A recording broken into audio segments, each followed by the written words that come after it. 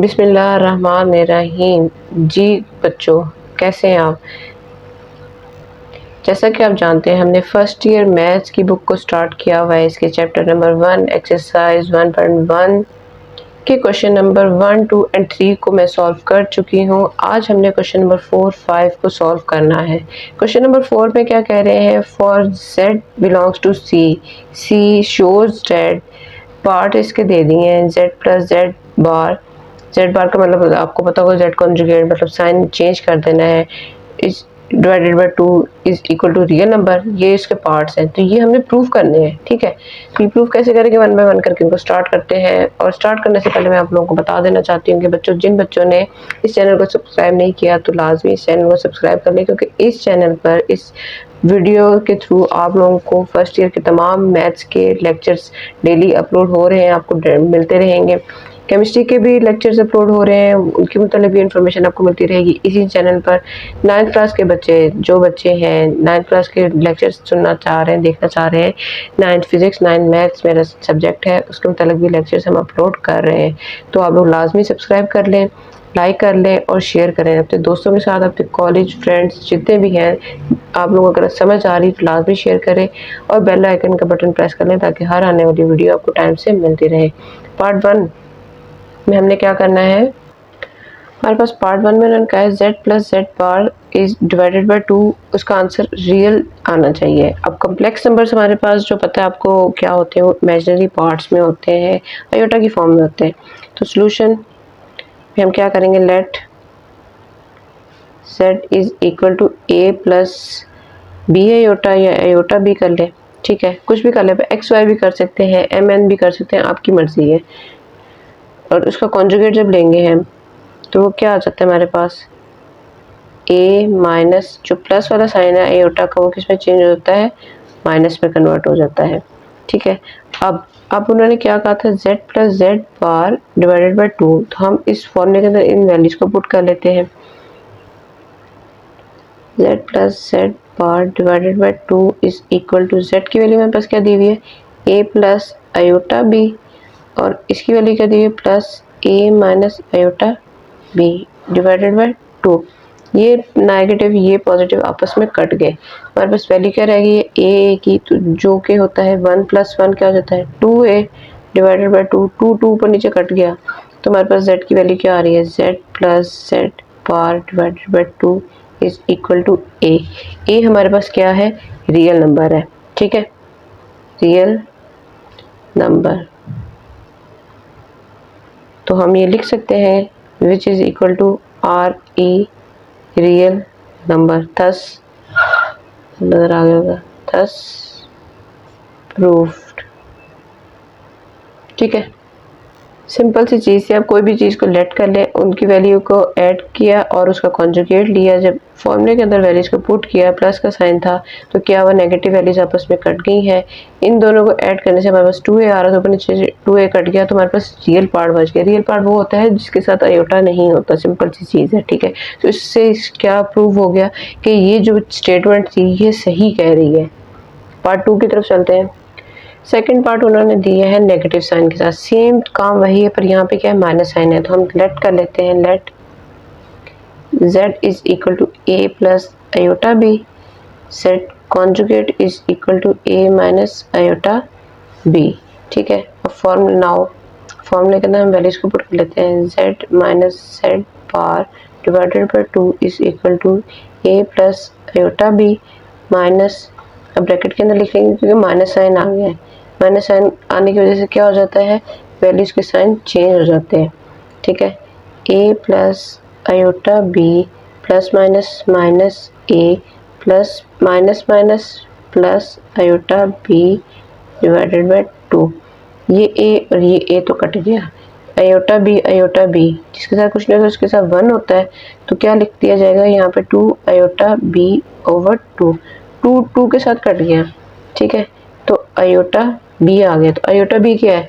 जिसके साथ आयोटा आ जाए तो वो क्या हो जाता है?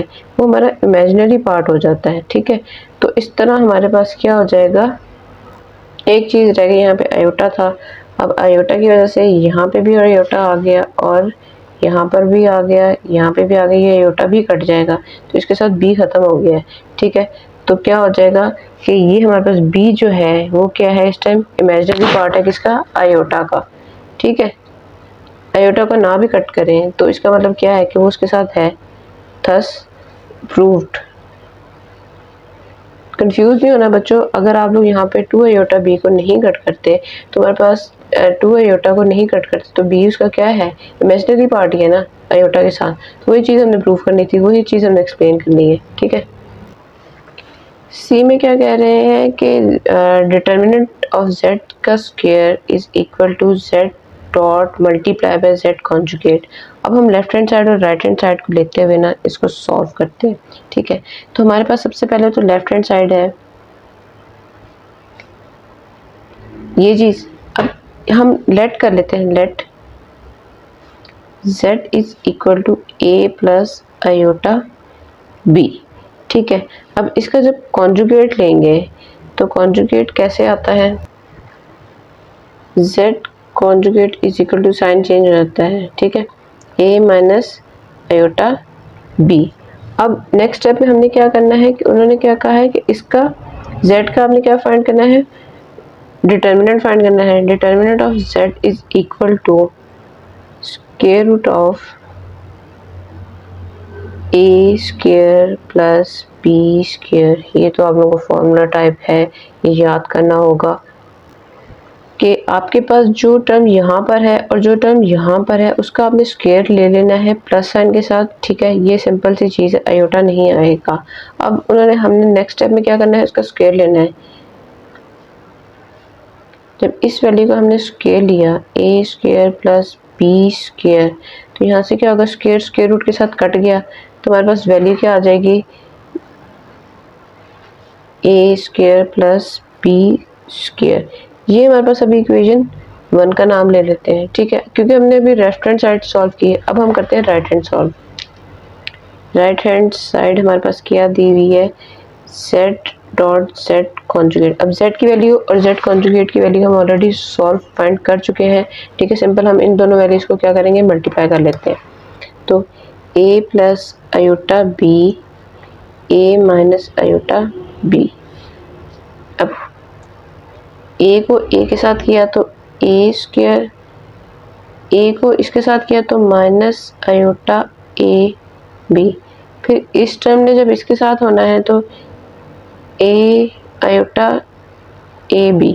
ठीक है, और जब इसको इसके साथ किया तो प्लस माइनस माइनस और क्या हो जाएगा, आयोटा स्क्वायर b स्क्वायर।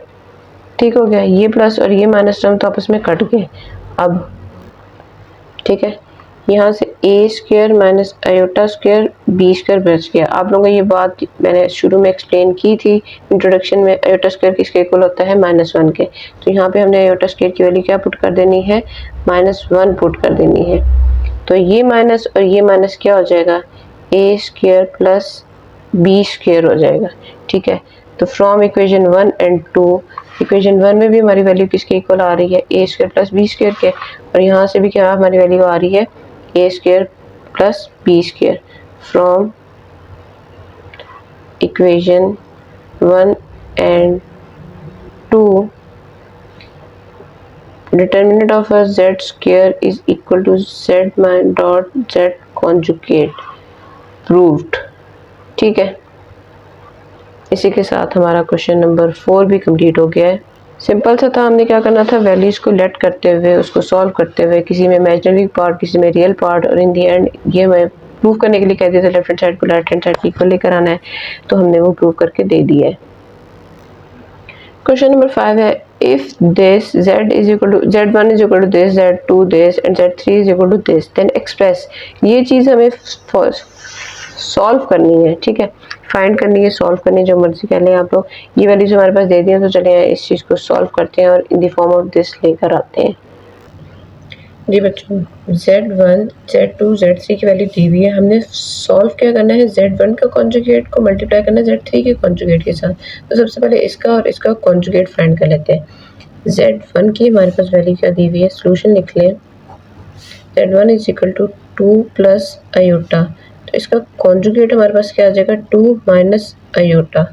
ठीक है, Z3 की वैल्यू हमारे पास क्या है 1 प्लस 3 आयोटा। तो इसका जब हम कॉन्जुगेट लेंगे 1 माइनस 3 आयोटा।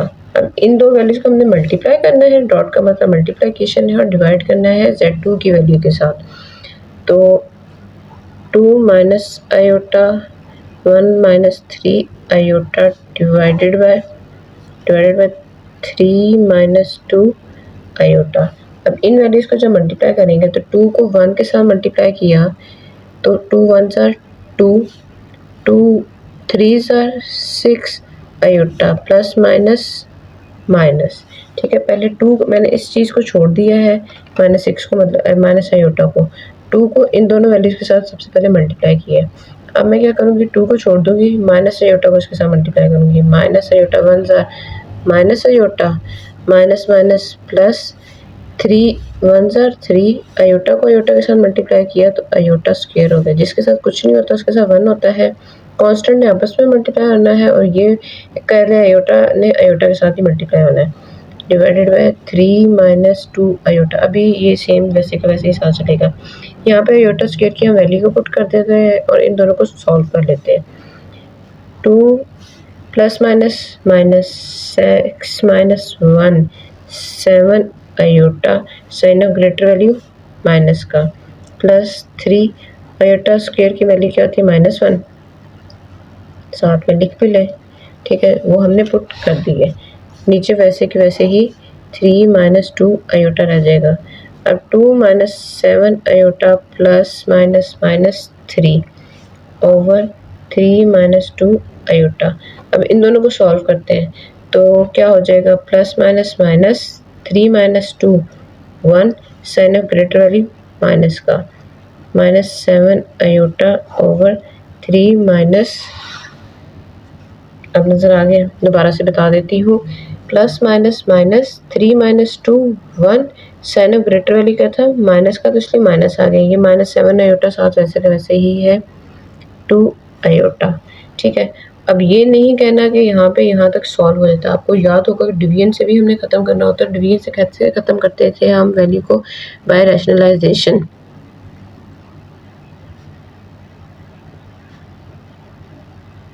और उसमें क्या करते थे हम, जो नीचे वाला साइन होता था उसके ऑपोजिट साइन के साथ लेते हुए 3 माइनस 2 आयोटा मल्टीप्लाई कर देते थे 3 प्लस 2 आयोटा, मतलब ऑपोजिट, मतलब अगर ये माइनस है तो प्लस, और अगर यहाँ पे प्लस होता तो हमने माइनस ले लेना था। एक दफ़ा मल्टीप्लाई और एक दफ़ा डिवाइड कर दिया। ठीक है, अब क्या करेंगे, ऊपर वाली वैल्यूज को आपस में मल्टीप्लाई कर देंगे। नीचे हमारे पास फॉर्मूला बन रहा है a प्लस बी और a माइनस बी का। तो -1 को 3 प्लस 2 आयोटा के साथ मल्टीप्लाई करना है और -7 आयोटा को भी 3 प्लस 2 आयोटा के साथ मल्टीप्लाई करना है। एक दफ़ा मैंने ऐसे ही लिख लिया ताकि हमारे लिए मल्टीप्लाई करना आसान हो जाए। a plus b a minus b, a square minus b का स्क्वायर। ठीक हो गया। तो अब यहाँ से मल्टीप्लिकेशन हम स्टार्ट करते हैं। अब ये मैं कर रही हूँ नेक्स्ट पेज के ऊपर। -1 को जब इनके साथ मल्टीप्लाई करेंगे तो सिंपल बच्चों इनके तो साइन चेंज हो जाने हैं। ये -3 हो जाना है और ये -2 आयोटा हो जाना है। ठीक है, प्लस 2 आयोटा डिवाइडेड बाय भी बाद में लिखते हैं। और ये 7 ने जब 3 के साथ मल्टीप्लाई होना है तो 7 3 21 आयोटा -14 आयोटा स्क्वायर। ठीक हो गया। नीचे वाली वैल्यू 9 -4 आयोटा स्क्वायर हो जाएगी। ये दिखा देती हूँ मैं। 7 को जब हमने 3 के साथ मल्टीप्लाई किया, 7 3 21, ठीक है, माइनस का साइन आ गया, ये प्लस माइनस माइनस हो गया, 7 2 14, यहाँ से इनका फॉर्मूला स्क्वायर ओपन कर लिया है, 9 का स्क्वायर -4 आयोटा स्क्वायर हो गया। अब ऊपर वाली जो आयोटा की टर्म्स है उनको सॉल्व कर लेते हैं। -3 प्लस माइनस माइनस 21 -2 19। ठीक हो गया। देखा, गलती हो गई थी, आंसर 19 देख के मुझे पता चल गया था यहाँ पे भी माइनस आना था। ठीक है, तो 21 -2 किया तो यहाँ पे आ जाता है हमारे पास -3 -23 iota -14 -1 over 9 minus 4 minus 1 iota square is equal to -1। जहाँ जहाँ आयोटा स्क्वायर था वहाँ पे -1 पुट कर दिया। इन दोनों को सॉल्व करने से हमारे पास 23 आयोटा आंसर आ रहा था। मजीद इसको और इसको आपस में सॉल्व करते हैं और नीचे वाले टर्म को सॉल्व करते हैं। -3 माइनस 23 आयोटा प्लस 14, क्योंकि ये माइनस और ये माइनस क्या हो गया, प्लस हो गया। अब ये माइनस और ये माइनस क्या हो जाएगा, प्लस हो जाएगा। 9 प्लस 4, ठीक है। अब इन दोनों को अगर सॉल्व करें तो 14 माइनस 3 किसके इक्वल होता है, 14 में से अगर आप 3 को माइनस कर दें तो हमारे पास क्या आंसर आता है, 11 माइनस 11 नहीं आएगा, प्लस 11 आएगा, ठीक है। -23 आयोटा डिवाइडेड बाय, अगर इन दोनों को ऐड कर दें तो क्या आंसर आ रहा है, 9 प्लस 4 13। तो हमारे पास रियल नंबर क्या आ रहा है, 11/13 प्लस, क्योंकि उन्होंने a प्लस बी आयोटा की फॉर्म में कहा है ना, तो हम क्या करेंगे, a प्लस बी की वैल्यू क्या है हमारे पास 23/13, क्योंकि इसके साथ माइनस है तो इसलिए यहाँ पे माइनस भी आएगा आयोटा, ठीक है, which is the required result.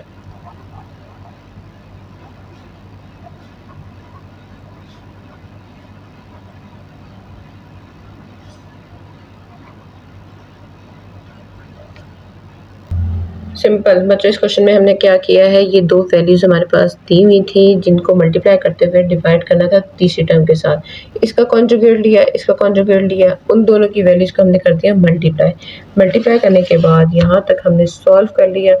Further इससे सॉल्व होना था, यहाँ पे ख़त्म नहीं हो जाना था, हमें क्या करना पड़ा, रैशनलाइज करना पड़ा। रैशनलाइज कैसे करते हैं, नीचे वाली टर्म को देखते हुए ऑपोजिट साइन के साथ मल्टीप्लाई और डिवाइड कर देते हैं। ऊपर वाली दोनों टर्म्स आपस में मल्टीप्लाई हो जाती है, नीचे हमेशा हमारे पास फॉर्मूला बन जाता है a square minus b square का। जब ऊपर वाली टर्म्स को हमने सॉल्व किया तो हमारे पास ये वाला आंसर आ गया, ठीक है। ये वाले आंसर को सॉल्व करते हुए अब उन्होंने कहा था हमने रियल और इमेजिनरी पार्ट को अलग-अलग करके लिखना है, तो हमने इसको अलग-अलग करके लिख दिया। तो यहाँ इस तरह हमारे पास ये आंसर कंप्लीट हो गया है। इसके साथ ही बच्चों क्वेश्चन नंबर 5 भी हमारा कंप्लीट हो गया है। आज के लिए इतना ही काफ़ी है। इसी ग्रुप से अच्छे से प्रैक्टिस करें ताकि आप लोगों को अच्छे से समझ आ गए। नेक्स्ट क्वेश्चन भी, क्वेश्चन नंबर 6 भी इसी के से मिलता जुलता ही है, तो वो इंशाल्लाह हम अगली नेक्स्ट वीडियो में आपके साथ ज़रूर शेयर करूँगी। अपना बहुत ख्याल रखें, खूब मेहनत करें, खूब कामयाब हो। मिलते हैं अगली वीडियो में। अल्लाह हाफिज़।